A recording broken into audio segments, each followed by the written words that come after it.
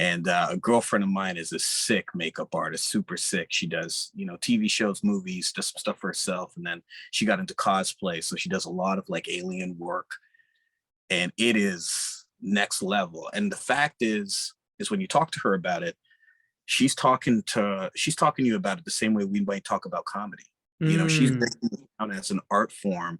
It's not just, I'm going to do this eyeshadow and do this mascara. It's nothing like that. She has accuracy because she has a purpose for every single step she's doing until it's complete. And if she doesn't execute it, then it's not accurate enough.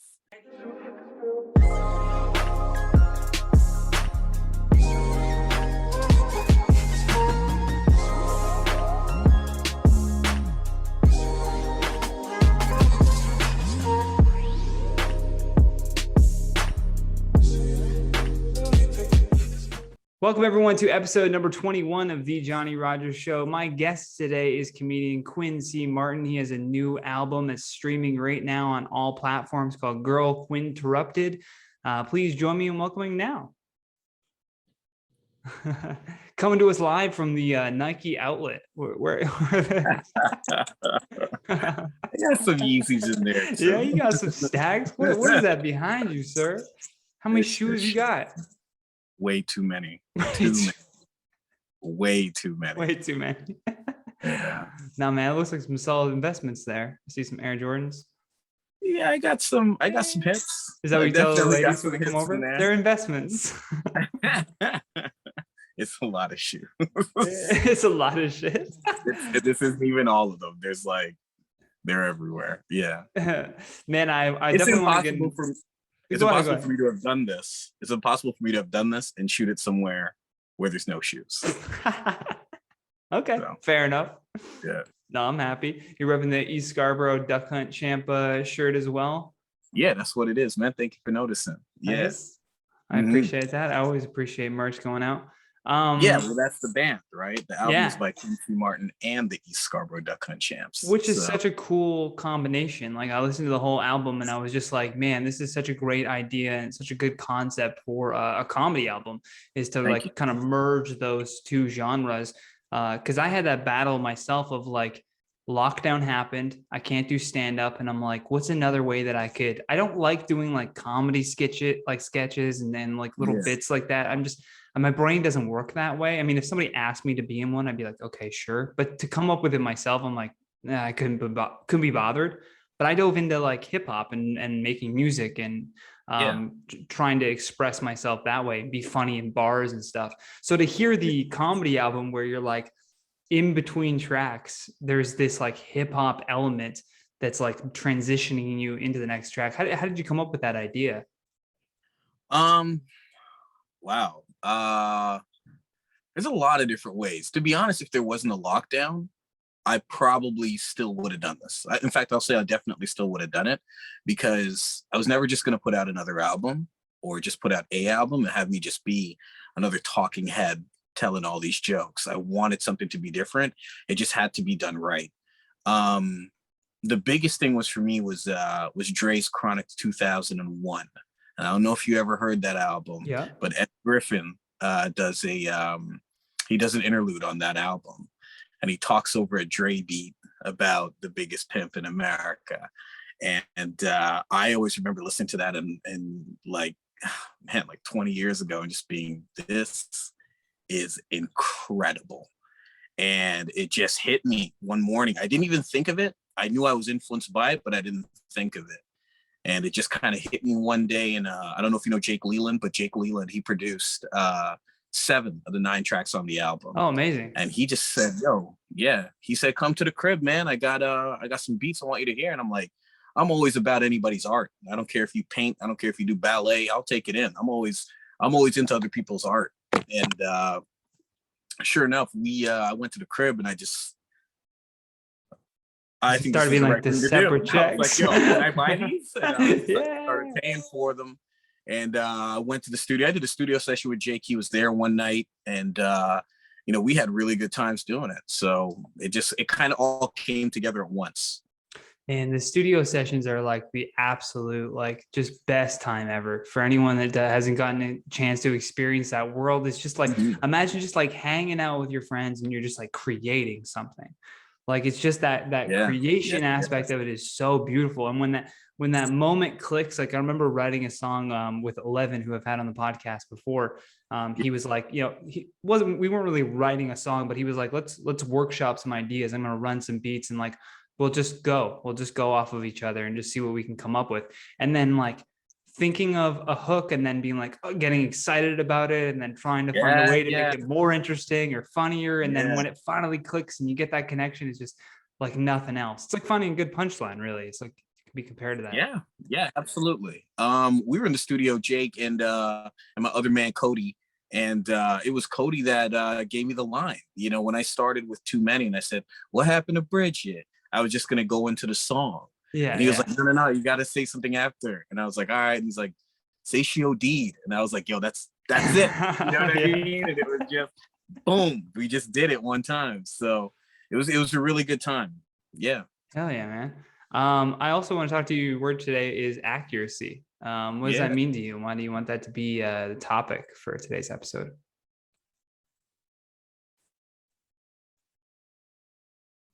Oh, did I lose you? Well, accuracy for me is about no, I'm here. I'm here. Okay. Are we Froze for a good? sec. Yeah, we're good. Yeah. We're good. Okay, we're good. Yeah, Good. we're good. I got the good internet over here. It ain't me. It's Yeah, probably me. the shoes are blocking the Shoes Wi-Fi. are like the Wi-Fi. Um, Bell doesn't tell you that shit. accuracy for me is everything. It's about being precise, and it's about having aim with what you're doing. So I think that's about also channeling everything into one. And so as long as you continue to put all of everything into one, in order for it to go somewhere specific. So you aim first, you put your energy into it, and then of course, you let it off. And if you did everything right, then it's accurate. And so accuracy for me is I put accuracy in everything that I do. I want to execute everything that I do, and I can't execute anything without any type of accuracy. It's not even complete until it's accurate, which is the way I wanted it to be, or it goes right for the intended target. Yeah, there always has to be, I find as well with myself, like an intention in what I'm doing. Like there has to be some reason, like you say, to kind of complete the project or to kind of bring something around. It's just, Exactly. yeah, so wholly important to have that, to know where you're going and then be accurate with that approach as well is like just Absolutely.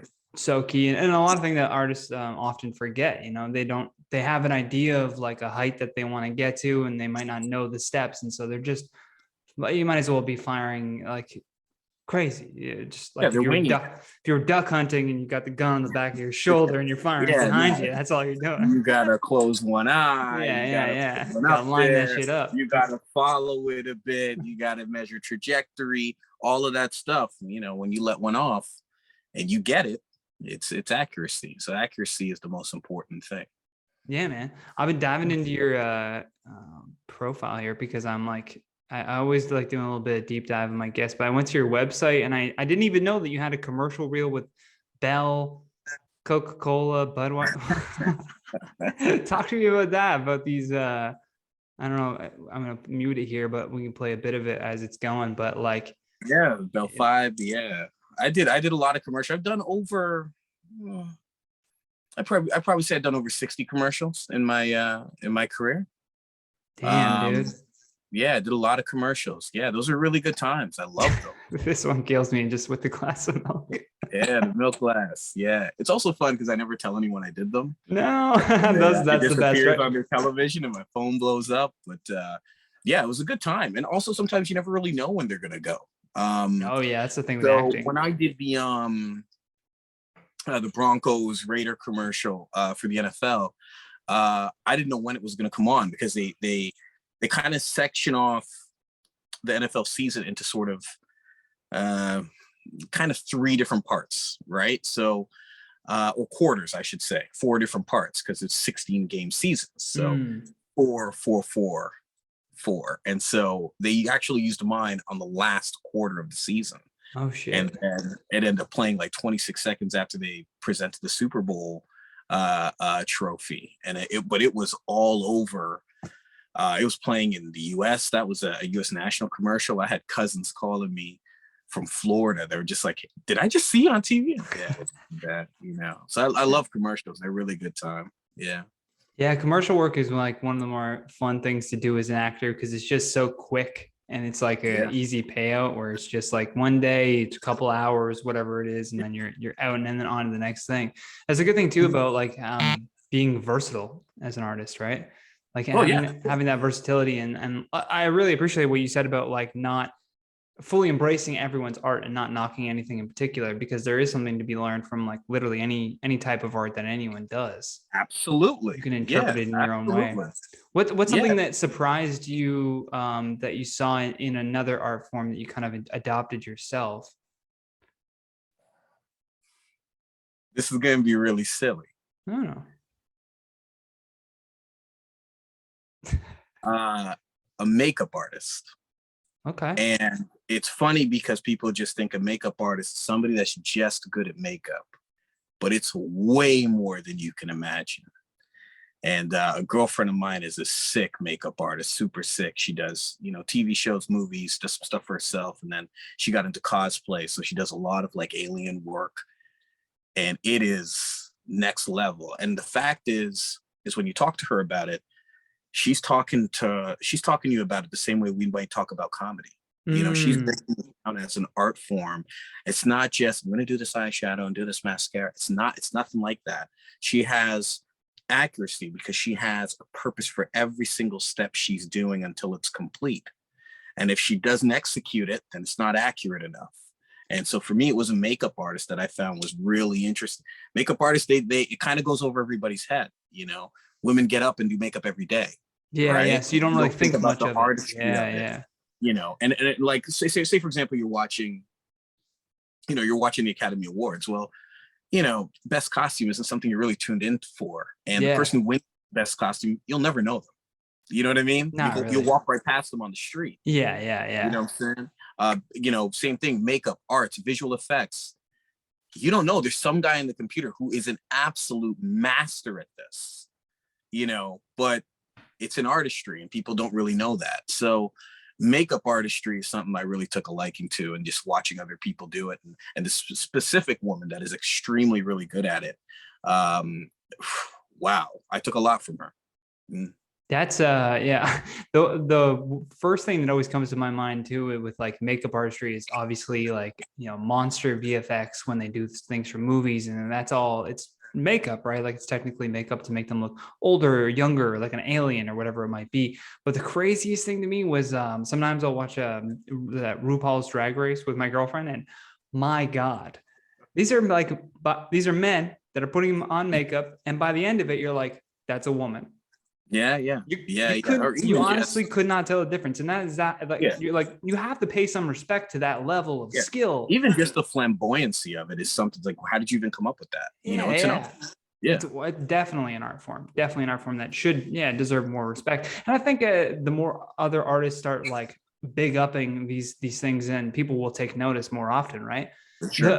The one thing that I got laughing at was I remember I was having my wisdom teeth taken out, and I went to, obviously I live in Canada, so if you want a wisdom tooth taken out, it's like $1,000 per tooth.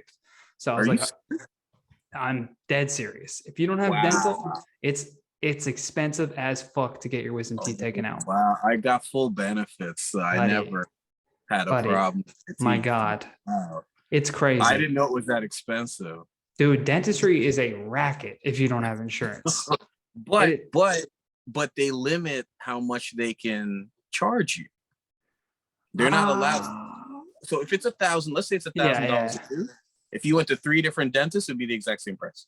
Yeah, for sure. Nobody can give it to you for cheaper, and nobody can give it to you for more expensive. They would all charge you the same thing. Yeah, they're regulated. They're all on the same page of screwing everyone over.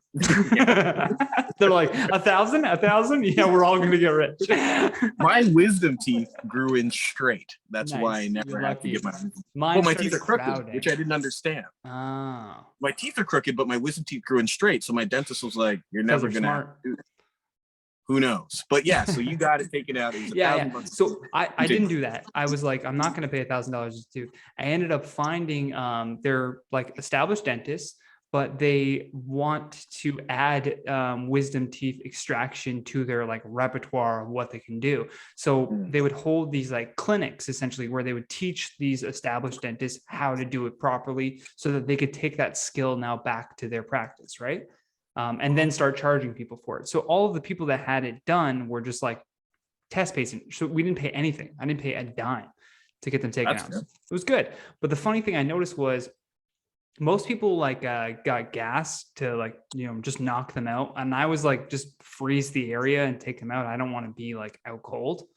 I'm fine being awake and having people like, you know, doing shit in my mouth.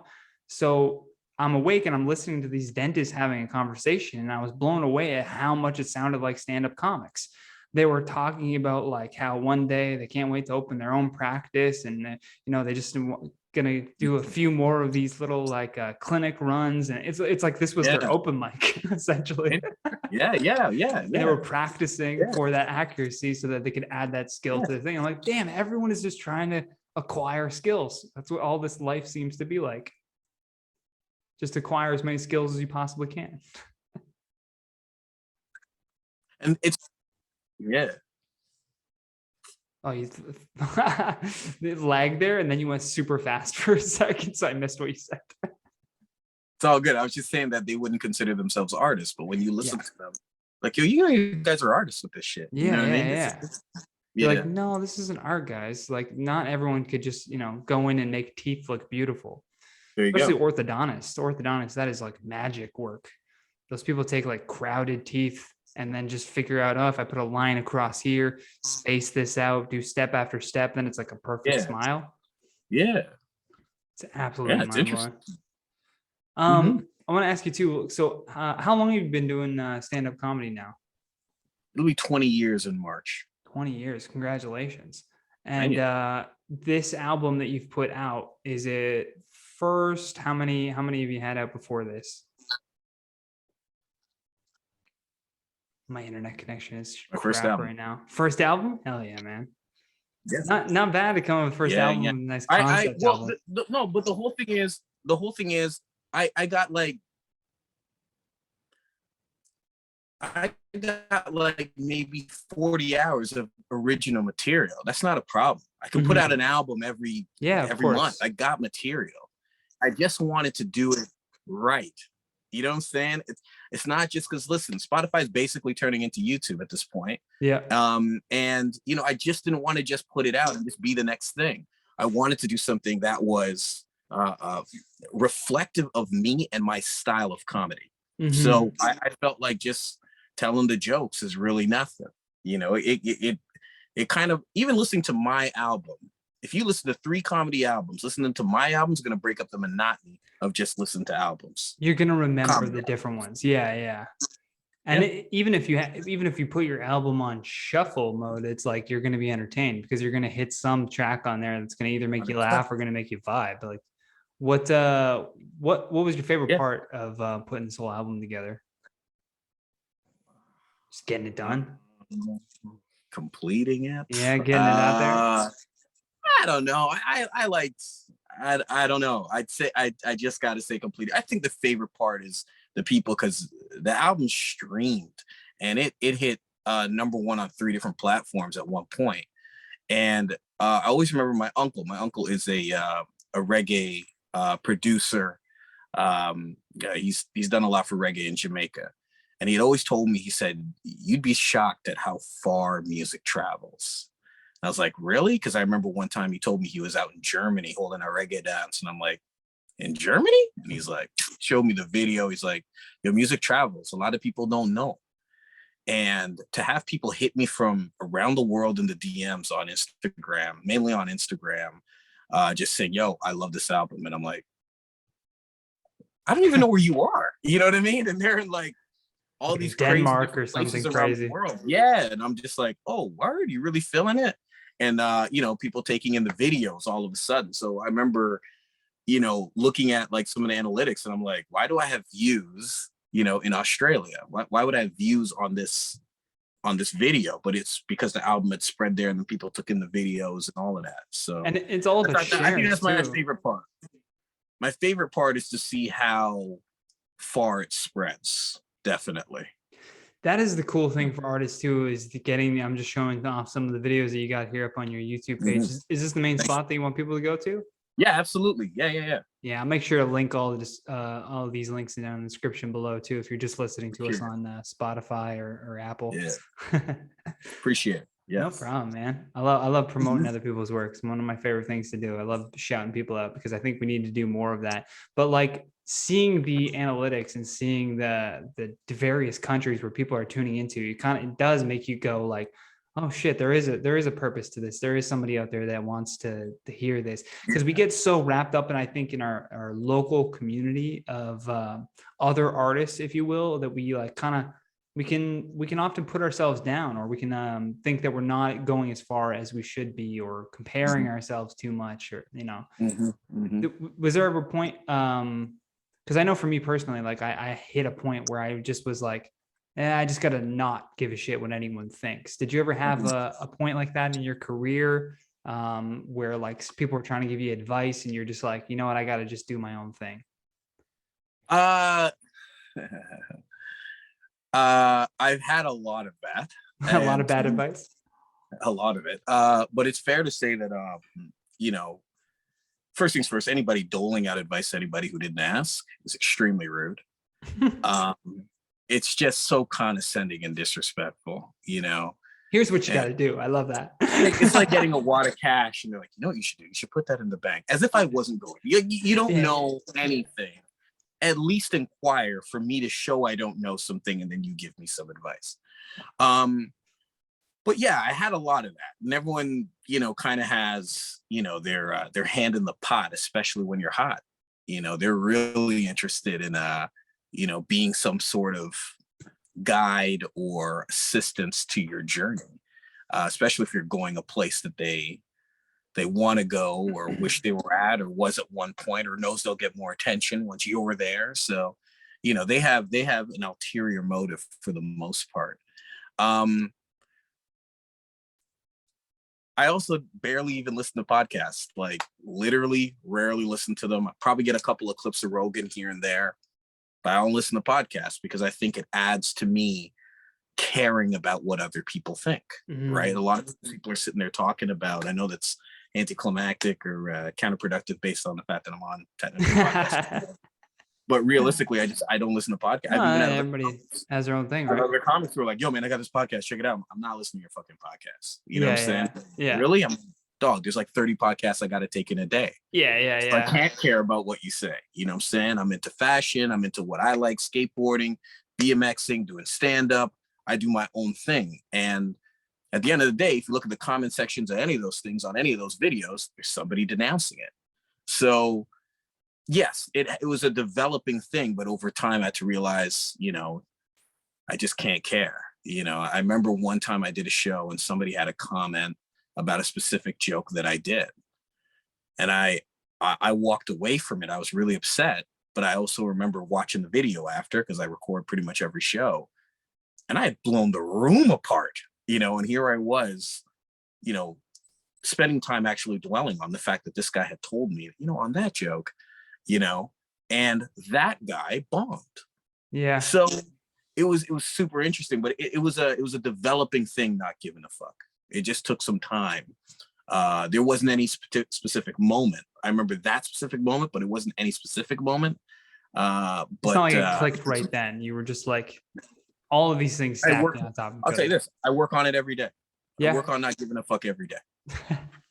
Isn't that a funny sentence to say? You know, I work on not caring. Like, and it's true. It is a work, because your knee-jerk reaction is to care what people think, and it's a very hard thing to fight. Like it's tribal almost. Like we want to be like loved by the people around us. We want them to be like always engaged with what we're doing, but like we have to realize at the end of the day, like you said, there's so much shit out there. Everyone is going to have their own independent interest. I don't tell anyone to listen to my podcast that doesn't want to And listen. now it's accessible, and that's the thing. They can write a comment on it. They can say, yo, I grew up in the 80s, man. Like, you can watch TV and be like, that show sucks.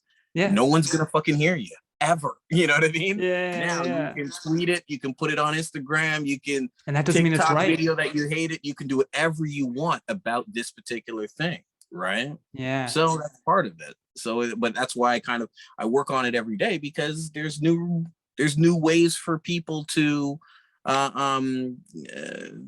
impose their opinion every single day. There's also like the positive feedback loop as well, which can be like equally as bad, where just you're only listening to the people that are telling you you're awesome. And then the second you get into an echo chamber. Yeah. Exactly. Yeah. You get humbled, and then you're like, you feel like shit. You're just like, God damn. Because I remember before, I remember I was just like, I was stuck in that positive loop where I had created that echo chamber for myself, where I was just all up in my own shit. And I got, I think I was at Yuck Yucks, and I turned to one of the comics beside me. And this is just so douchey to say, but I've always been honest with my own audience. But I was like, I'm about to like kill this room. Like, just get ready, which is like famous last words. The second it's like when a drug dealer says, I'll never get caught. Oh yeah. You're about to get arrested tomorrow, sir. Yeah, that's the one. That's the one. Yeah. The second a comedian goes, I'm about to set this room on fire. Bomb. Yeah. They're gonna bomb. I the only fire coming. I've heard about those ones. Yeah. So it's a little bit of both, you know, and then trying to be honest with yourself. I think that's the number one thing. Huge. I went through some trials. I'd say about 10, 12 years ago. And that really helped me to understand how to be honest with myself. And being honest with myself is everything. And that's kind of what guides me through everything. In everything that I do, from, you know, dating to working on a comedy, which is pretty much all I really do now that I think of it. It's about, or even anything, even just in terms of exercise, in terms of, you know, my free time and what I'm doing. You know, I'm honest with myself. And again, I had to work on it. And I still continue to work on it every day, continuing to be honest with myself and understanding things. It helps me get a better outlook, right? Being honest with yourself is also going to be able to tell you, hey, you know, you can't do this. Stop fucking lying to yourself. Yeah. Right? Or, you know, you should do this. Stop fucking lying to yourself. Right? So there's a little bit of both. And that helps. That battle of, you can be around like-minded people. If you can be around like-minded people that are honest with themselves and can be honest with you, you know, it helps. It helps reduce the idea of the echo chamber. That's really key, is the people that you surround yourself with. When we're younger, we just surround ourselves with, I think, people that, I don't know, like, it's usually circumstantial, whether you went to like school with them or you work with them, and you just become friends with those people based off of like little silly common interests that you have. And then as you get older, you realize that like the importance of the people that you surround yourself with, like if you're with 4 idiots, you're the fifth, you know what I mean? Like you really need to be careful with like who these people are, and the idea of, you know, not being the smartest person in the room is probably the best thing. Right. Absolutely. Everything you're saying, completely bang on. Yes, absolutely. I loved always like just trying to be around comics that were like yourself, like seasoned comics that knew what the fuck they were doing on stage, just to be around that kind of energy and expertise. And I always appreciated your warmth too, you know, bringing me up on stage out in Mississauga. I remember that show of just giving me a huge intro, and I was like, oh, it made me feel good. That was a good intro. And then went up and had a good set because it was that like friendly intro where it was like, yeah, big up me, and then here we go. Instead, you get so many shows where it's just terrible ways they bring you on stage. Yeah. So I learned hosting from a few different people. One was Mark Breslin, and the other one was, I remember a guy named Peter Anthony, and I learned hosting from them. And I remember my first weekend hosting at Yuck Yucks. Christ, that was a long time ago. I think it's 2004, 2005, around there. Nice. But anyway, I remember my first weekend hosting at Yucks. It was like Friday night or Saturday night, one or the other. And, I got up there and I'm doing my material or whatever, and I'm just doing okay. And, but well below my standard. And I remember Mark was there. He was watching and he said, you know what, Quinn, I want you to try something for me. And I was like, what's that? And he goes, I don't want you to do any material. I was like, what, are you kidding me? Because we clutch, we hang on to, that's our craft, right? I arm myself with material before I get on stage. And he goes, yeah, I think you're forgetting something. You're the host and you're not a comedian on the show. Excuse me? Yeah, you're not a comedian on the show. You're presenting the show. So I don't want you to do any material. And that changed the game for me, because that second show, I blew the room apart.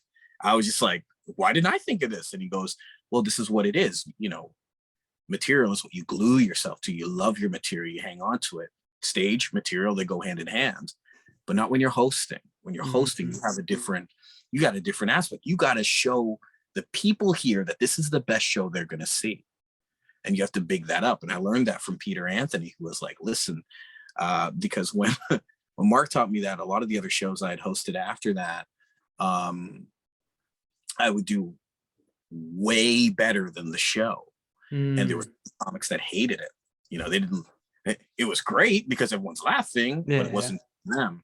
And it became a reverse show. It's kind of like watching TV and saying to yourself, oh, great, the commercials are on. You'd never say that. You're like, no, I want to watch the show. The commercials are on. I'm going to go whatever. But it's the opposite. When the host was getting back on, people would be like, yo, the host is getting back on. And they weren't excited for the show. They go for a smoke when the act comes on. 100%. 100%. And that was always the best tell. And it was Peter Anthony that said to me, he said, no, Quinn, what you have to do is you have to channel that energy to everybody on the show. And I was like, I can't just bask in it. And he's like, no, you can't. And that changed the game for me. Those are the two people and two moments that I credit hosting to. And that's why I think I developed as a host. Those are two big reasons as to why I developed as a host. But I remember Peter saying that. So he's like, yo, are you having a good time? And people are always going to say they're having a good time when I say it and I'm doing good on stage. Then if you love me, you're really going to love this next guy. I look up to him. This guy is so incredible. He's one of my favorites. You have to say that. And then that energy goes, well, I already trust the host. Yeah. I'll trust this guy.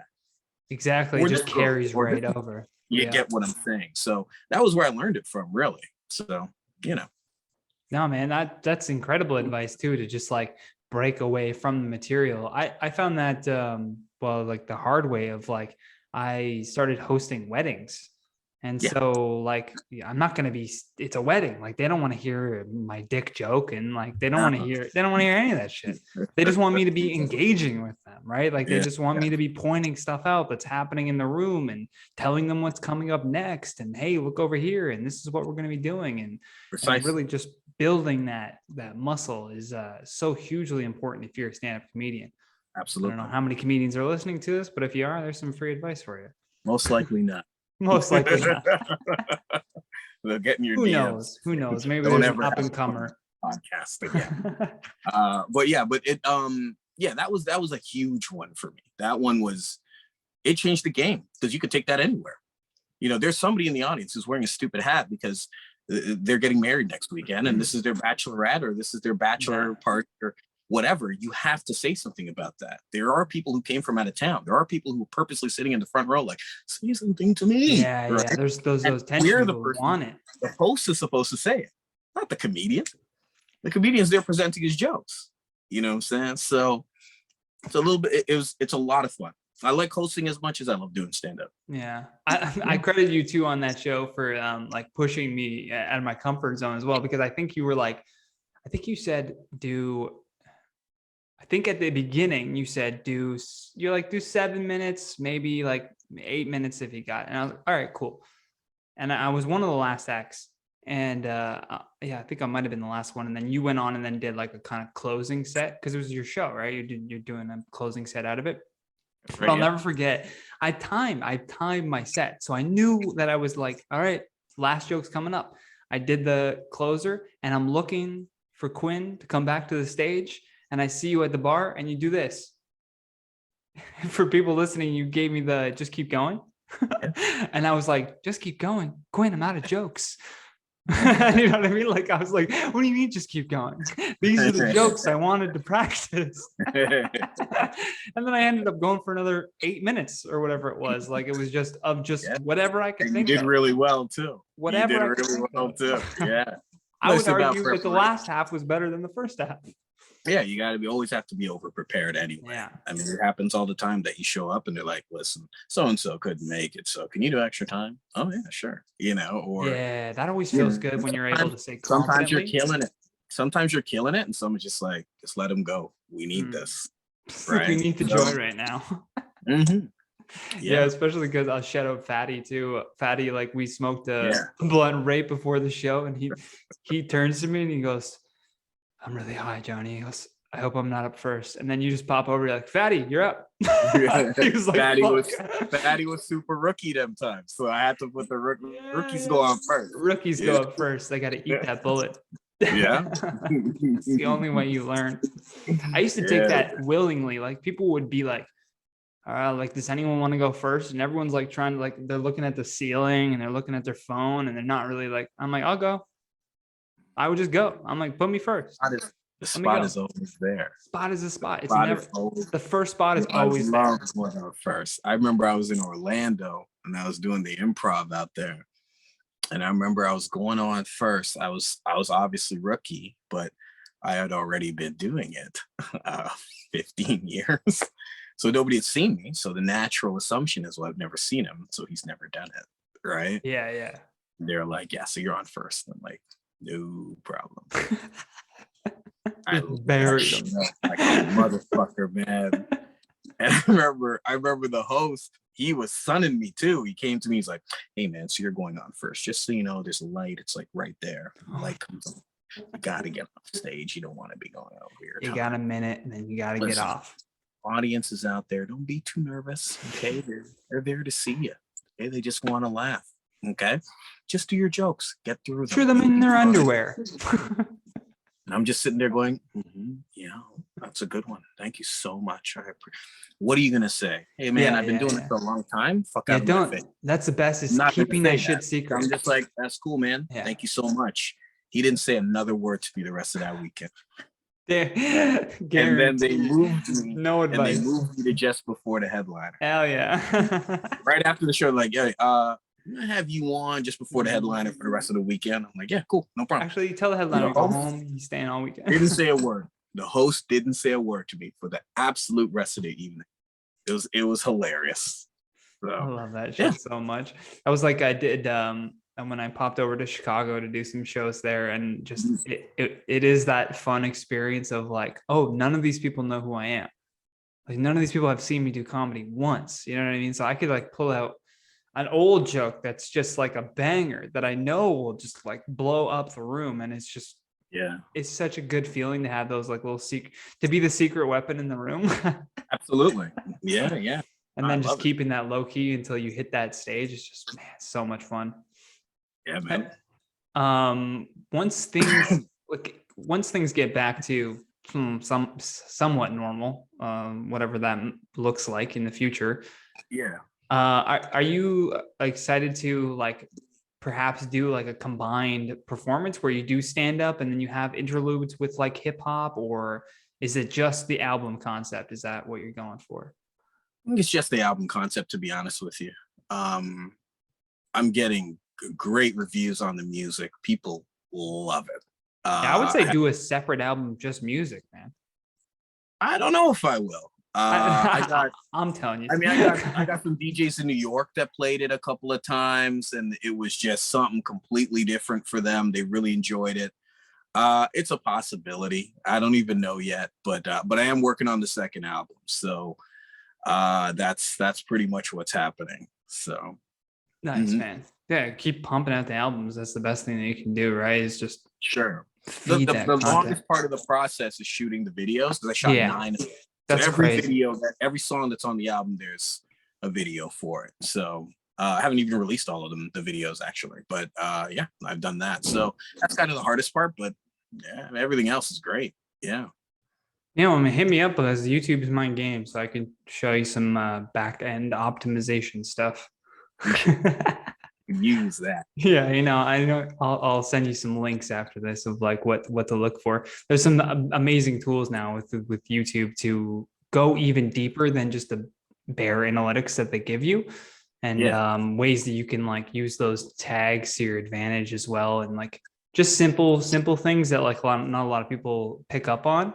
But yeah, it's been interesting to see like the way that comedians have been moving throughout this pandemic of like who's doing what to stay like on top of their game. Like I've been really interested in like this VR or like stand-up comedy. I keep seeing it popping up everywhere, and to me I'm like, this is the future. This is the future of like, there will for sure be like in-person stand-up comedy shows, but I keep thinking like there's going to be at every comedy club, there should be like a camera in the middle of the audience. And if you're in Delaware or if you're in Australia and you want to go watch a show at the Comedy Store, pop on your VR headset. You're right there in the second row. Pay the money. You're there. And then think about that for comedians. You can charge however many people you can fit in the room, and then however many people want to watch from that one spot. You're recharging that one spot over and over and over and over again. Yeah. Whether it's like a $5 fee or whatever it is. And it's like streaming your shows right now. Like you can just say, I'm going to stream the show live on YouTube while I do it. And people will pay for the link or on Zoom or whatever. It's genius. Right? It's definitely going to change the game for that, man. Yeah. It's an exciting time to be an artist, right? Like, I don't think but never before were we able to like put out content like this. Like, think about the steps that it would have taken for you to like create those beats. Album? Oh, put an album and then put it out. You need a manager and some shit and licensing. Gosh. It's never been more accessible. It's everything now. It's everywhere. Like I said, Spotify's basically turning into YouTube for small costs. So you can just put your album up there, Yeah, man. Are you using like this is like real inside baseball for people listening, but are you using like CD Baby to put up the album, or did you use what's the other one called? I use DistroKid. DistroKid. Nice. Okay. Yeah. I used there's CD Baby, there's DistroKid, there's TuneCore was the other one that was thinking of. Another one. Yeah, there's a few of them. Mm-hmm. I remember like, because I kept being like, how are these people putting stuff out on Spot? Not how, but like, what's the steps? Like, what's the process? Because I'm like, there's people that I know that are putting stuff out on, Apple and Spotify a long time ago that I was like, okay, that makes sense because maybe they have a management and maybe the management's doing that for them and yada, yada, yada. And I never really understood the process of that. And then I remember watching like, I think it was, do you know Russ, the rapper? Yeah. So he was doing like he gives away the game. He just gives that shit away. He just gives away the game. Yeah, he's like, here's what I did. Yeah. He just mentioned it offhand on like an IG live. He was like, yeah, so I upload this shit to TuneCore. And I was like, TuneCore, what's TuneCore? And then I Googled it and I was like, oh, motherfucker. I was like, there's full on like distribution services that will just do this for you. And to be fair, companies like Apple, they only go through the distribution services because they don't want it to turn into YouTube. So it's like, they add that extra four step. Major record labels are working with Apple and DistroKid, right? And TuneCore, whatever, in order to get all the other people.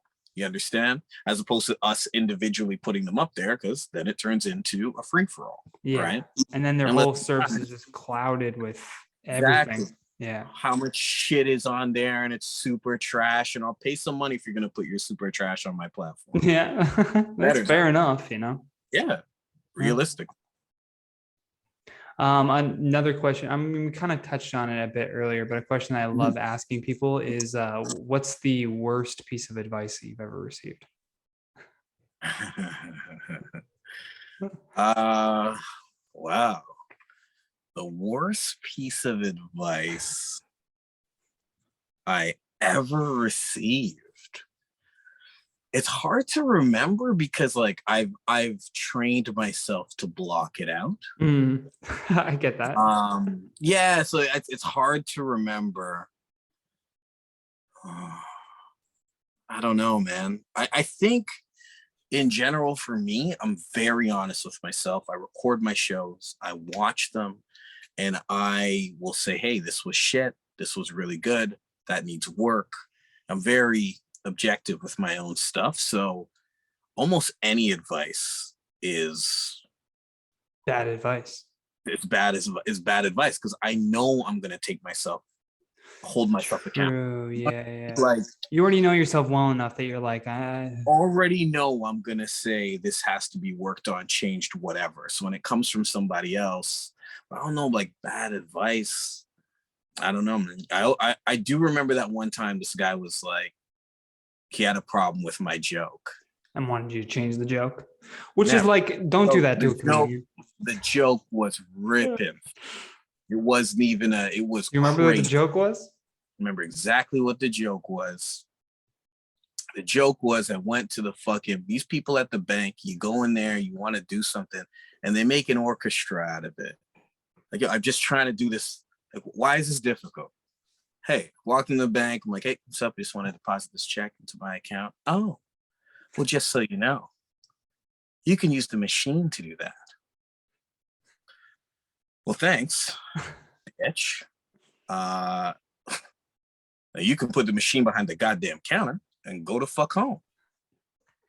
In fact, I'm gonna put a sticker on the machine outside that says you can use the lazy ass bitch inside and sign it. And that was the joke. And I remember he had a problem with me using bitch. Oh, and I was like, why? I remember saying, I was like, what? He's like, yeah, you don't have to call her a bitch because when I'm taking myself there in your joke, I don't know if you're really saying that. I'm like, well, I'm not really saying that. That's the joke, right? Who would say that? That's the crazy part of it. Yeah. That's the mentality. I'm thinking all of this. What do you think? You think rappers are here calling women bitches everywhere they fucking go? It's a mentality. It's something I'm thinking. And I'm thinking it's really rude that you're saying this. You're behind the counter, do your fucking job. But the room, every single time I did that joke, I get an applause break. Because that's what people are thinking. Everybody thought it. They're just like, yeah, why did they always say you can use the machine to do that? Yeah, but I'm here now. Yeah, well, if I use the machine, I have to wait 3 to 5 business days. Jesus. There's somebody at the machine. There's 4 people ahead of me at the fucking machine right now, And I remember he didn't like it. And I was just like, all right, man, like, I ain't gonna stop doing a joke. And then he went on after being bombed. And I remember just he didn't talk to me. I just stared at him. I was just like, you want some help with your jokes? he never said another word. Not only did he not, he wish I left. But I watched that tanking. I watched it. So, I mean. You're like, let me learn from the master. I can't say I took anybody's advice. Yeah, I get that. From an early stage, I wasn't hearing it because I was just like, I know when I'm doing bad. I'm not. It's hard to come across comics that know their shit. Okay, everyone's good at this. Anybody who does this for longer than fucking 2 months thinks they have some kind of skill or whatever at it. Okay, and let's be honest, there's some really shitty comics. There's also some really great ones. The ones that are really shitty they don't know it. You know what I'm saying? And a lot of them they're not being honest with themselves about what they're doing. You know what I'm saying? So, realistically, if you're a person who's constantly trying to evolve and improve and get better, then somebody's advice won't really mean anything to you because you're trying to do better. You know what I'm saying? You're not 290 pounds going to the gym for a year and still 290 pounds. Yeah. Right. Yeah, no. The person's 290 pounds and is going to the gym for a year and they get down to 190 are saying to themselves, you know what? I'm on the right path. So your advice isn't going to mean anything to me. I am trying to improve and I have, the proof to show that I'm doing it. Yeah. Because you have to be on the right path in your own mind, right? With comedy being an art, it goes back to accuracy. Progress. It goes back. It's hard to be accurate with your art if you're only following the advice of others who are not in your mind. There you go. You don't know what's going on in there. Somebody could tell you to eat healthy and exercise every day, but that doesn't mean that they're going to be beside you at midnight when you get that craving to eat the chocolate cake in the fridge. 100%. You have to be the one that's like, no, that's bad to do that. Yeah. So, I mean, I get it.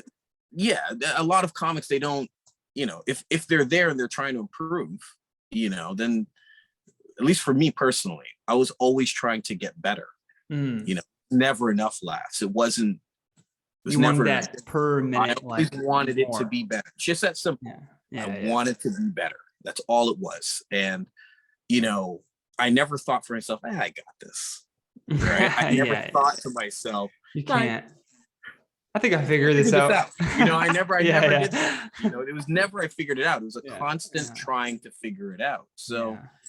you know, but a lot of other comics, you know, and you talk to comics who've been doing it for, I'll say under 4 years, maybe under 5 years. And a lot of them think they just have it all figured out. It's like, Yeah. and you watch them on stage and you're like, all right, if you hit that level and you think you've all figured it, you figured it all out, you're not going to improve. You're just going to keep Right. chasing your tail, basically. Hey, Staying in the same position. The best at anything continue to try to get better continually throughout their time of doing it. And there's also there's this dissatisfied, like you can't be, like you just said, like satisfied with just where you're at, right? Like you're always trying to improve and get better, but you also, I think, have to be very careful with that self-talk. Like there's a difference between saying that we need to get better and saying you're not good enough. You know what I mean? Like absolutely, you have to be careful with balancing that. Absolutely, you are good enough, absolutely, but there is room for improvement.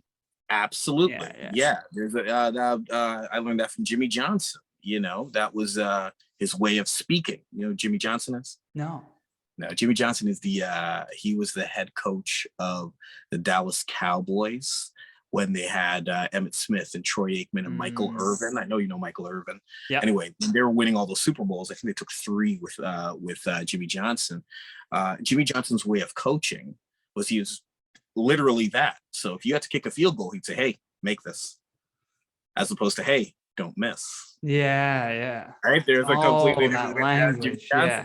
There's so much pressure in "don't miss." You get what I'm saying? Don't miss, and as opposed to, "Hey, make this." Make this. Completely You're gonna make different this. game. Yeah. Right. So again, it's like constantly trying to improve, and it's just, you know, there are comics that are not trying to improve because they think they figured it out, and when they start feeling that way is when there's new comics and they're shittier than them. Right. Well, I have seniority now. I've been doing this 2 years. That person's brand new. They've been doing it 2 months. Right. So now I'm the established. That person's got to work on it. Yeah. I'm good. Yeah. I've been around for 2 years. You know you're not. Right. But hey, do your thing. That's fine with me. I know I'm over here always trying to improve. You know what I mean? So, you know, and I still relish, and I still relish in the times that I'm doing really well, and the good things that have come from it, and you know, but again, you know, there's room for improvement. You know, the album itself, I there's no misses on that album. It's all hits. That is a straight through that album, start to finish. Anybody who has heard it has been hitting me up and saying, "Listen, I listened to your album right through, and none of it is easy listening." Yeah, it's 100% a banger. Every single. I had a guy the other day just tell me, "Yo, just riding home, had my girl with me in the car. It was about a half an hour drive, and we just listened to the jokes, and we were crying." And he told me the very next morning he's listening to the music heading into work, and where he work at? A barbershop, and he's having conversations with his homies and saying, "Yo, a lot of the content they were talking about was the stuff that was in the music, right? And the stuff that we're talking about was the stuff that was in the jokes." And I think the next album's going to be better than the next one. So, last. So it's just you know, there's always. This one is one to be proud of, though, man. Like it's 100%. Listen, you can just go right through it. Like it. 100%. I'm urging people right now. You're on Spotify already. Go listen to it. I feel like every album, I just feel like everything I do, even every joke, I'm always just trying to top it, because sometimes I'll do a joke and it's killer, and I'm like, oh man, this is amazing. And sometimes I even get down on myself. I'm like, you know what? I don't know if I could ever write a better joke. I hate that feeling. Or you get the feeling of, how did I write that? You're like, how? Yeah, how did I come up with It's just an inspiration thing. Another thing I want to ask you, though, is what's something that people seem to misunderstand about you?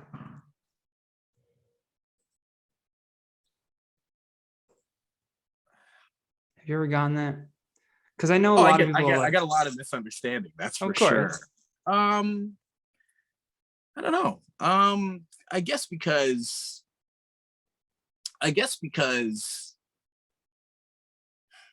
I don't know, to some people, I come off as intimidating.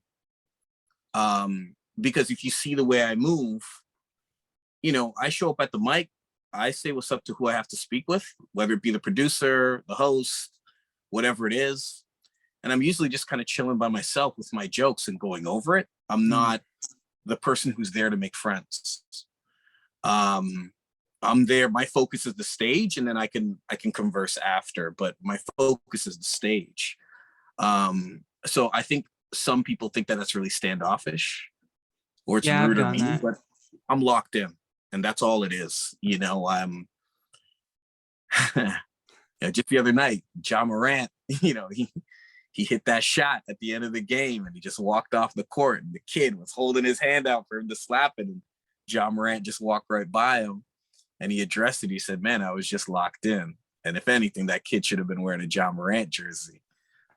I didn't shake his hand because he was probably, maybe because I saw the Golden State. But he should have been wearing it. He should have been wearing the Grizzlies jersey. But he just said I was locked in. And so a lot of times I'm locked in, and with me being locked in, I'm not really focused on the pleasantries. So it could be easily misunderstood as you being standoffish when really you're an asshole. Being an asshole. But you're just focused on what you got to do. And if anybody knows me, and anybody has known me or gotten close to me or understood me, they know. They're like, all right, not like that at all. 100%. Absolutely nothing. You're not going to find anybody that, I did something to, or was hurting, or did anything disrespectful to, or anything. I was never even like that with anybody. So I think that's a common misunderstanding. And another thing is that I just technically do my own thing. So I'm not constantly trying to get involved and be around everything and have my hand in every pot. I just try to do my own thing and create myself, because I can depend on myself, right? Yeah. You have 3-4 different people. It's like going to the gym. Some people say, I'm going to start going to the gym. Me and Tammy, we're going to start going to the gym together. Well, when Tammy starts saying, I don't want to go today, I'm not really feeling it tonight. Hey, The Bachelor's on, I'm not going. Then you might not go, because the plan was for you and them to go together. But if you find the motivation to go alone, then it don't matter whether or not Tammy comes. That's part of your routine. Yeah. Exactly. And so for me, it has always been, I have to be self-motivated because I am alone. I don't have a clique, a crew, a bag of people to work with. And that kind of stuff will come later, or it'll come with the fact that I'm doing the work. So for me, because I'm not so entrenched in the idea of making all these alliances, for me, it's more, I want to get on stage and be the best. And so that starts for me. I think you might have saw recently, there was like it was a tweet or maybe a blurb or something that it was Chris Rock being quoted when he said, your car breaks down and people just drive right by you, right? But once I got out to try to push my car, people would pull over and get out and try to help. So people help me when they see me trying to help myself. You know what I mean? But again, it starts with you. So that's huge. The same thing. It starts with me. I have to do, have my own motivation to do my own thing. And then, whatever else comes with it, so be it. Yeah. And people, like I said, people see that and then they come in. Like, I see you working on the album. I'm like, yeah, man, you want to come on the podcast? Like, I would love to hang out and talk to you about that. Yeah. I know everybody's busy, but I'm like, hit me up whenever you got time. 100%. Yeah. So for me, it's just more about, working on my own thing. And I think that creates a bit of a misconception, because I'm here to work and do my thing. And if you're not taking it as seriously as I am, we're probably not going to get along. Couldn't agree more, man. I do comedy full time. Right. So, like, I kind of have to take this seriously. Yeah. I have to take this seriously. And if you're just out here talking about jerking off and all these profane, silly things that will never do anything, just wasting time. We're most likely not gonna be working together or getting along, because that's gonna.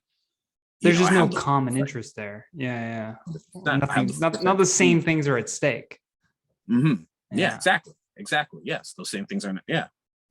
Another thing that I love asking, and I'll just we'll wrap it up here. But if you could make a phone call to 15-year-old Quinn, what would you tell him? It doesn't matter. I wouldn't have listened to anybody. Even if you knew it was you? Nope. At that age, you were just like, no, I'm not going to listen to anybody, even if it's me from the future. I never entertain it. The reason why I never entertain it is because Going back to the advice. There's 1,000 movie premises about this, but Yeah. the reason why I never entertain it is because realistically, if you were to live your life again, you'd most likely do the exact same thing. Yeah, right. It's true. If you knew the outcomes, you would change things. Sure, yeah. You might pick different lottery numbers. You might travel here at this time or whatever.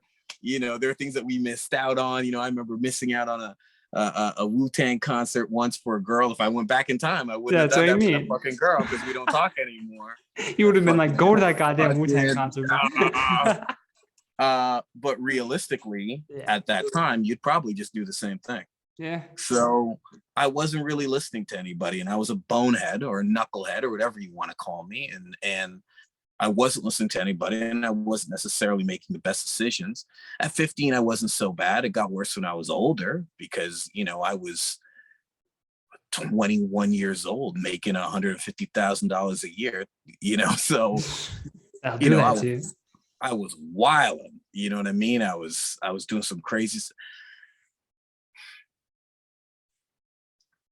What I would say, all I'm saying is what I would say would not be heard. Mm-hmm. What would you say though, even if you knew it wouldn't be heard? Even if you knew it wouldn't be heard. I would tell myself that there's value in people. And let them exit. Don't exit them. So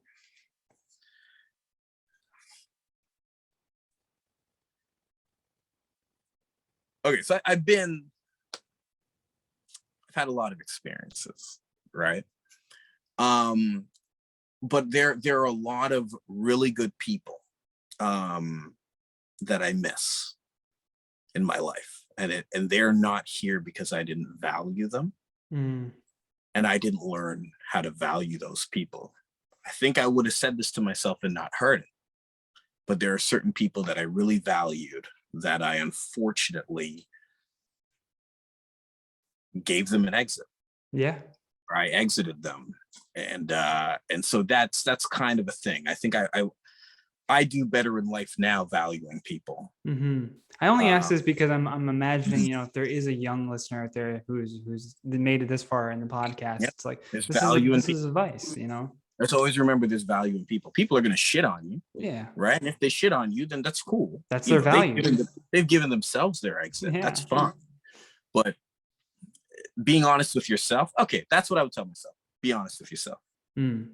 That's 100% what I would tell a 15-year-old Quinn. Be honest with yourself, because we're not honest with ourselves with a lot of things that we're doing. You know what I mean? And there are people that I've hurt. And as you get older and more wise, you start looking back on it and saying that was a pretty shitty thing to do, especially if you develop your character to be an even better person than you ever were. If you're constantly working to be a better person, right? Then once you become a better person, you look back on it, either it's 1 year, 3 years, 5 years, 10 years, whatever, and say at that point, here's how I could have been a better person. So with that, and that's more in my personal life. That's not in my comedy life. Of course, yeah. That's definitely personal life stuff. I like infusing it. For me, I don't give a fuck who got hurt. I'm telling my joke. I'm out here doing it. Yeah. It's a different character on stage. But definitely in personal life, definitely. There's value in people, but most importantly, be honest with yourself. Definitely. Love that, my mom is 70 years old now, and I'll take her grocery shopping, and she'll say, I need a case of water. And I'd be like, all right. And she'd be like, well, get it for me. Can you just get it? You're right there. Yeah. My mom's honest with herself. You know what she says? I can't lift it. be honest with yourself. Yeah. You know what I mean? Like I would, but I can't. I can't lift it. You know what I mean? Like, which is to some people that would be an embarrassing thing to admit. They would, if it was a man, they would try to lift it and then hurt themselves. You know? And that shit happens 100%. All the time. Yeah. So being honest with yourself has helped me. Being honest with myself has helped me with my jokes. Helped me to dig deeper in my jokes. I feel like the more honest the jokes are, the more laughs I'm getting. The album is definitely about honesty in my personal dating life experiences.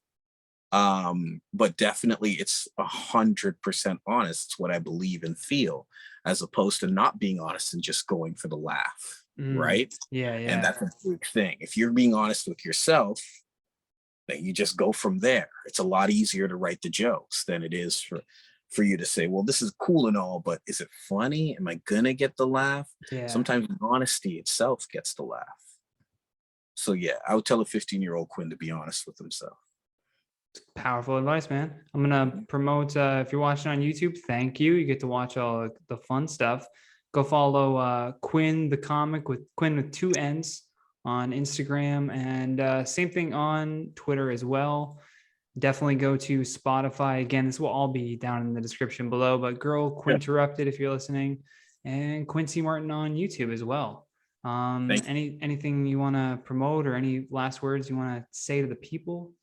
Oh, just thanks for having me on. The album is Girl Quinterrupted. Check it out. I promise you, it's the best comedy album you're going to hear this year. And if you go back in time, it's going to be the best album that you heard last year too. Hey. Also, don't forget to check out duckhuntchamps.com, where you can get all my merch. This is round 90, I believe. This isn't even on the website yet. Anyway, we got hoodies coming. I'll put that hoodies up in there coming too. on the website in the next few weeks. But right now, the t-shirts are available. Many different colors, many different rounds. If you loved to duck hunt when you were a kid like I did, you definitely want to represent and be a duck hunt champ. Definitely. Go check all that stuff out. Thank you to everybody listening on Spotify and Apple. Don't forget to share the podcast with your friend. That always helps. And leave a 5-star review and a comment down below. But until next time, I've been your host, Johnny Rogers. Stay classy. You've been listening to The Johnny Rogers Show. New episodes air every Tuesday and Thursday at 10 p.m. Eastern Standard Time.